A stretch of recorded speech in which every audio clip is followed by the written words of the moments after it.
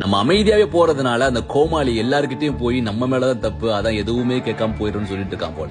டேய் தற்குறி, நீ பண்ணின துரோகத்துக்கும் எச்ச வேலைக்கும் நேர்ல மாட்டின நெஞ்சிரும்புல ஒரு குத்து, அடியில் ஒரு ஏத்து, அவனை சொரிகிறோம். நீதான் ஒரு ஆளு உண்மை இல்லைன்னு சொல்லி தானே சீ கருமம் அப்படின்னு சொல்லி ஒதுங்கி போறோம். இத வச்சு அங்க சீன் கிரியேட் பண்றீங்க. ஓசி குடி வாங்கி கொடுத்தா எவனாத்தையும் சொல்றத நம்பி கேட்டுட்டு இருப்பான். அவகிட்ட போய் போதையில உளறிட்டு ஏதோ பழகுன பாவத்துக்காக பாவம்னு அமைதியா போயிட்டு இருக்கோம். ஆனா இந்த பொறுமைக்கும் ஒரு எல்லை உண்டு.